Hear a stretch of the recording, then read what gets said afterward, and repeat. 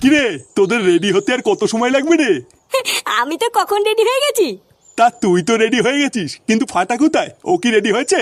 তোকে আমি বললাম না, ফাটা ওইটুকু একটা বাচ্চা ছেলে, ও রেডি হতে পারবে না, ওকে রেডি করে দিবি। দাদু, আরে এটা কে রে? আমাকে কেমন লাগছে দাদু? তুমি তো পুরো ফাটিয়ে দিয়েছো দাদু ভাই, তোমাকে তো পুরো ফাটা কেষ্টের মতো লাগছে। আচ্ছা শোন, অনেকদিন পর শ্বশুর বাড়ি যাচ্ছিস, তাই বাড়িতে ঢোকার আগে একটু হাতে করে মিষ্টি নিয়ে ঢুকিস। আচ্ছা ঠিক আছে, তুমি চাপ নিও না, আমি মিষ্টি নিয়ে ঢুকবো। আর হ্যাঁ, বৌমাকে সাথে নিয়ে সাবধানে আবার তাড়াতাড়ি ফিরে আসবি। তোরা কেউ বাড়িতে না থাকলে বাড়িটা খুব ফাঁকা ফাঁকা লাগে। আরে তুমি এত চিন্তা করছো কেন? তোমার বৌমাকে নিয়ে আমি কালকেই ফিরে আসবো। আচ্ছা ঠিক আছে, যা তোরা এবার বেরিয়ে পড়, না হলে আবার দেরি হয়ে যাবে। গিন্নি, কই গো গিন্নি, এই দেখো ওরা বেরিয়ে যাচ্ছে।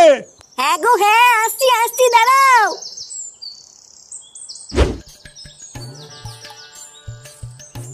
লেওরা দেখতে দেখতে শীতকালে পড়ে গেল, কি বলিস? হ্যাঁ গো পটুদা, ঠিকই বলেছো। এখন তো ভোরবেলায় হালকা শীত শীত করে। হ্যাঁ তা তো করে। তাও তো তোমাদের ভালো গো পটুদা, বিয়ে টিয়ে করেছো শীতকালে, তো তোমাদের মজা।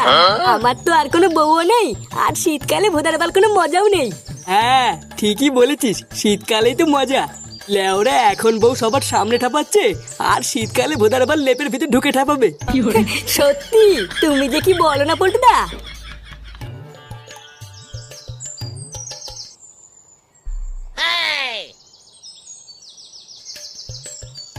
এ কি গো পল্টুদা, ফুটো আর ওর ছেলে এত সেজেগুজি কোথায় যাচ্ছে? কি? কে কোথায় যাচ্ছে? আরে ওই দেখো, ফুটো আর ওর ছেলে সেজেগুজি কোথায় যেন যাচ্ছে। এ কি রে ফুটো, সকাল সকালই ঢ্যামড়াটাকে নিয়ে কোথায় যাচ্ছিস? আরে বলিস না বাড়া, কাল রাত্রেবেলায় বউ ফোন করে বললো তাকে বাপের বাড়ি থেকে নিয়ে আসতে, তাই আমি আর ফাটা বউকে নিয়ে আসতে শ্বশুর বাড়ি যাচ্ছি। ফুটো, সে যাবি যা, কিন্তু এই চুদির ভাইটাকে সাথে নিয়ে যাওয়ার কি দরকার ছিল? এই মালটাকে তোর দাদুর কাছে রেখে গেলেও পারতিস। আর বলিস না, ফাটা খুব কান্নাকাটি করছিল, তাই ভাবলাম যাই, দুজন মিলে একসাথেই যাই। হ্যাঁ সে নিয়ে যাচ্ছিস, ভালোই করেছিস। আরো বেশি ভালো হয় যদি এই ঢ্যামড়াটাকে এই গ্রামে আর না নিয়ে আসিস। কি বলছিস? তোরা না সত্যি পারিস। বাবা, তুমি কি এখান থেকে যাবা না আমি একাই চলে যাবো? আরে লেওরা, দাঁড়া দাঁড়া, যাচ্ছি যাচ্ছি। দেখ না এই পল্টু কাকা কি বলছে। আরে ধুই ভাইয়া, তুমি যাবা কি না? আচ্ছা পল্টু, আমি এখন যাই, বুঝলি, কালকে আবার দেখা হবে। আচ্ছা ঠিক আছে যা, আর যেটা বললাম সেটা কিন্তু মনে রাখিস। আচ্ছা আচ্ছা।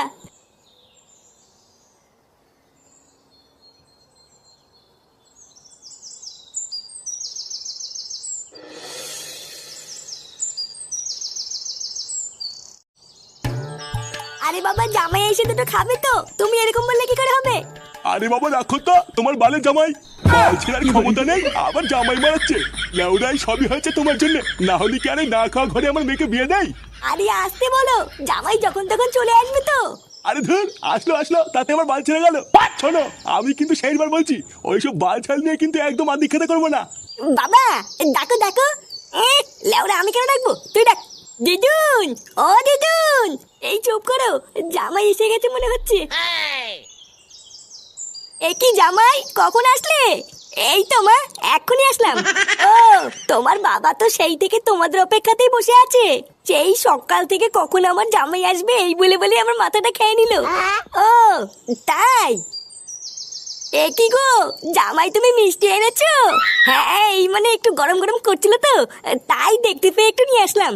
তা বাইরে দাঁড়িয়ে আছো কেন জামাই? আসো আসো, ঘরে আসো। বন্ধুরা তোমরা কি এখনো লটারি খেয়েছো? যদি আমি বলি আমি এমন একটা লটারি পেয়েছি যেখানে লস হওয়া অসম্ভব। আমি মোস্টের একটি দুর্দান্ত বৈশিষ্ট্যের কথা বলছি, যেটা হলো দ্য হুইল অফ ফরচুন। এটাই সাইন আপ করো আর মাত্র একবার ডিপোজিট করেই প্রতিদিন যেত। হ্যাঁ এটা খুবই সহজ, তুমি যে কোনো গেম খেলার জন্য এখানে বিনামূল্যে স্পিন পেয়ে যাবে, এবং ক্যাশ গেম ও আরো অন্য অন্য গেমও তোমরা বিনামূল্যে খেলতে পারবে। এছাড়াও তোমার অ্যাকাউন্টে পেয়ে যাবে লয়ালিটি বোনাস ও মোস্ট কয়েন। দিনে শুধু একবার লগ ইন করো আর হুইল অফ ফরচুন ঘোরাও, আর জেতার জন্য তোমার জেতা পুরস্কারগুলি ব্যবহার করো। আমি সবসময় প্রথম হওয়ার জন্য এটাই করি। এছাড়াও তোমরা আরো বোনাস চাও, তাহলে পিন করা কমেন্ট লিঙ্কের ওয়েবসাইটে ভিজিট করো এবং আমার দেওয়া প্রোমো কোড স্ল্যামপক্স ব্যবহার করে সাইন আপ করো। আর উপহার হিসেবে পেয়ে যাও 150% বোনাস ও 250টি ফ্রি স্পিন। এই দেখো গো, জামাই নাতি সবাই চলে এসেছে। বাহ, খুব ভালো। তা জামাই, এই সেই যখন পড়েছো তখন একটু বসো, আমার একটা কাজ পড়ে গেছে, আমি একটু বেরোবো। আচ্ছা বাবা ঠিক আছে, তুমি যাও। ও দাদু, আসার সময় আমার জন্য একটা 5 টাকা দামের লজেন কিনে আনবা। 5 টাকা? দাদু ভাই তুমি তো এখন বড় হয়ে গেছো, অত দামের কেউ লজেন খাই নাকি? অনেক দূর থেকে এসছো, এবার তোমরা একটু রেস্ট নিয়ে নাও। আমি আসার সময় তোমার জন্য 4 আনা দামের 2টো লজেন নিয়ে আসবো। আচ্ছা গিন্নি, তাহলে আমি গেলাম। আচ্ছা যাও।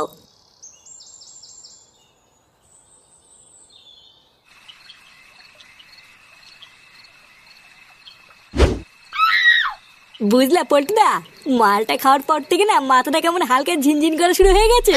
হাট বাড়া, এখনকার বাংলায় নাকি আবার ঝিনঝিন করে। লেওরা এখনকার মাল হলো সব জল মিশানো, এই বাল খেয়েও নাকি আবার ঝিনঝিন করে। তুই কি বাড়া মাল খেলি না বাবার বাড়া খেলি যে এইটুকুতেই তো নেশা হয়ে যাচ্ছে? আরে পল্টু, ওর নেশা হওয়ার কথা বলেনি, ও শুধু বলতে যে হালকা ঝিনঝিন করছে। ও তাই বল, আমি তো ভাবলাম বাড়া আবার নেশা হয়ে গেল নাকি। আচ্ছা, আজকে তো আমরা এখানে সবাই আছি, কিন্তু ফুটো নেই কেন রে? ওই চুদির ভাইটা তো সকালবেলায় গাড় মারাতে মারাতে শ্বশুর বাড়ি গেছে। বাড়ার বাল তাও তো গেছে, আর আমার সেগো মানি শ্বশুরটা তো আমাকে ডাকেই না।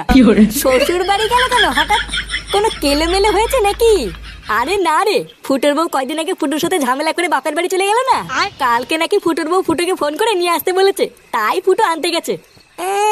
আমি যতদূর জানি ফুটোর শ্বশুরটা না খুব একটা সুবিধার না, মালটা নাকি হাড় বজ্জাত, ফুটোকে তো সহ্যই করতে পারে না। ওলে ওরা পোদ মারা গিয়ে তাতে তোর কি? তুই ভোদার বাল মাল খাতিস খানা। সে তো খাবো, কিন্তু ভাবছি ওইদিকে আবার কোনো কিলো না হয়।